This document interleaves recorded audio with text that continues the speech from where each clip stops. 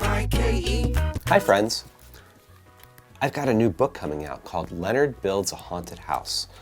And I thought it'd be fun if I sketched Leonard. This isn't a draw along video. This is just me sketching one of my characters. And I thought it'd just be nice to see the process of how I might go through drawing this with my red pencil. Now, if you've seen one of my school visits, when I go to visit schools, I talk about my big sketch pad of Leonard, and this is the sketch pad that I used to create this book. It has all of my notes and all of my sketches that I used to prepare before I started creating the book, and I draw in red pencil. So I'm going to draw in red pencil today, and coincidentally, Leonard draws with a red crayon throughout the book. That's how he creates his plans and everything for the house that they're building.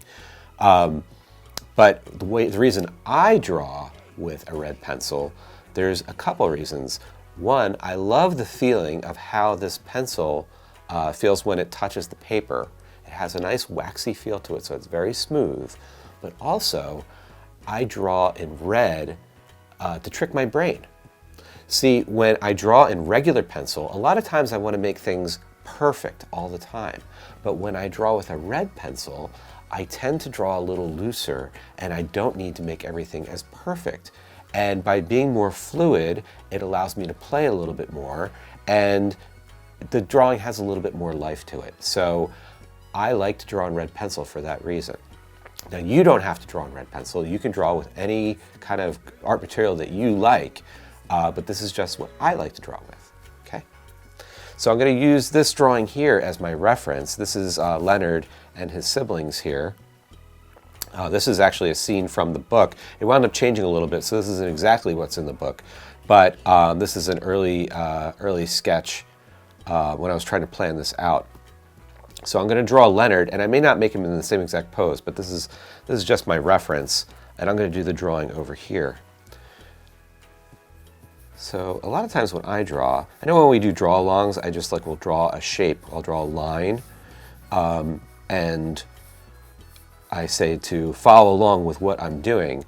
But when I'm drawing on my own and I'm not directing a bunch of people, I will tend to draw the shape very lightly. I'm barely even touching on the paper to try to figure out where my shape is going to be, or where the character is going to be, and what kind of position I want the character to be in. Now you notice that I'm having it come to a point down here. That's where the wispy kind of pieces of the bottom of the ghost are going to be.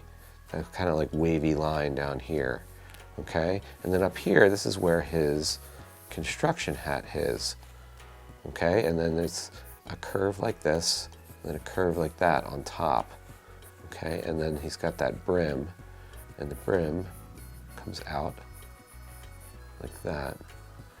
And then there's this kind of piece, you see that piece here, this is kind of extruded, it comes out of the construction hat.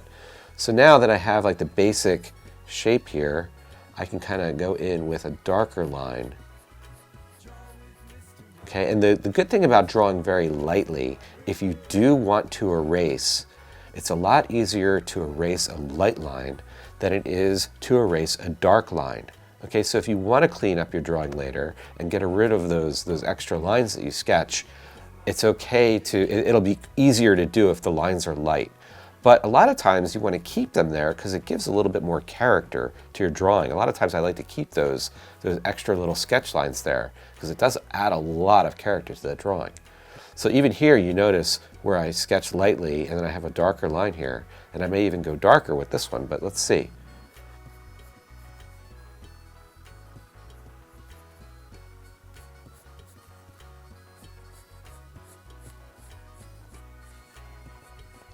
You also notice that when I sketch, it's not just just one solid line going all the way through.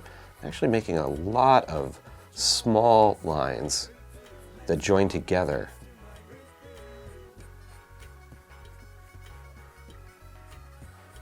Now, after I create the final shape and everything, I can always go back over that with a smoother line if I want.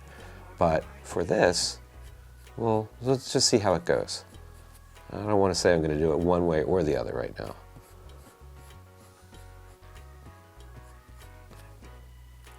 Okay, so now we have to figure out what is going to happen. Let's do this part now, because I know what that looks like already. While I'm doing that, I'm going to be thinking about what I want his arms to be doing. Maybe he's holding something. Who knows? Okay. There's the bottom part of the brim. The line goes up there.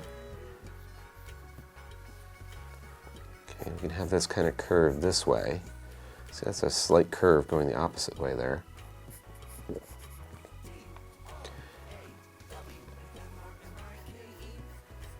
And I may throw some shading into here.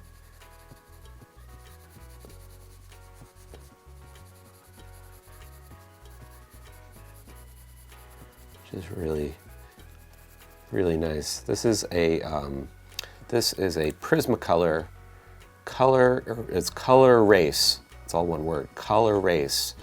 And this is Carmine Red. That's the one that I'm using.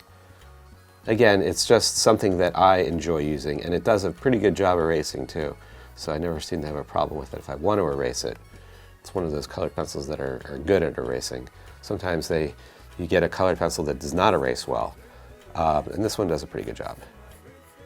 But I do love the way that the waxy kind of feeling of the color or the pigment of the lead, or it's not lead, but the pigment, how when it scratches against the surface of the paper, it has a nice smooth kind of feel to it. So I think I'm going to add this arm here. And I do like the position of this hand, but I'm going to bend his elbow more. I'm going to have his hand kind of hang there with his thumb outward. Those are his fingers. And then I try to come up with some sort of rule that his eyes would always be about underneath these lines. So if these lines were to extend coming from the construction hat, that's where his eyes would fall. About that. About there. So that seems to be about right. And then Leonard always has rosy cheeks, so I need to add those rosy cheeks here. And his cheek would be over here on the edge there. You may not see too much of it there. And he's got his little smile. It's just a little curved line. And then Leonard always has his, he doesn't have it in this one. This was probably earlier. I may not have put the red pencil in yet. But he always has his, in the actual book when you see it, he has his red crayon tucked behind his construction hat, kind of like behind his ear.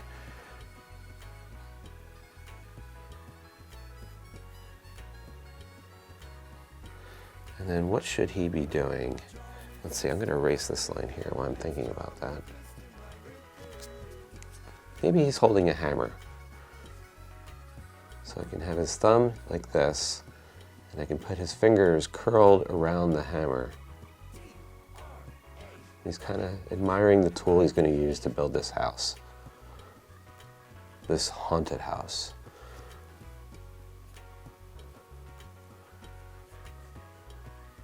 So here's the hammer.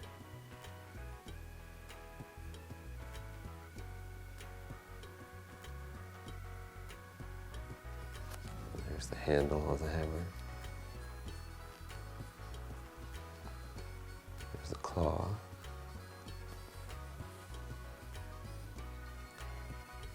And we can shade that in a little bit.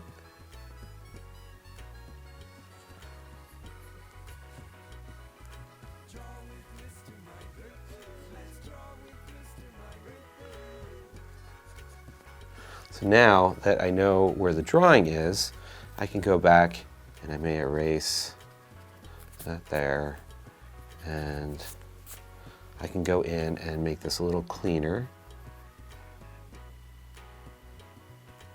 Make these lines a little thicker.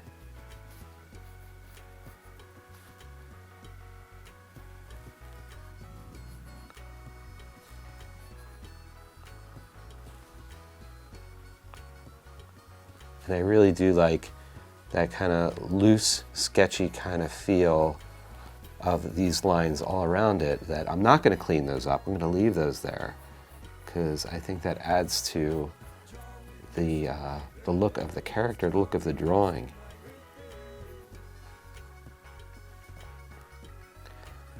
Occasionally, I get to do something like this with students when I go to visit schools. If we have a lunch and I meet with a group of kids, we'll sit and I'll draw and we'll chat.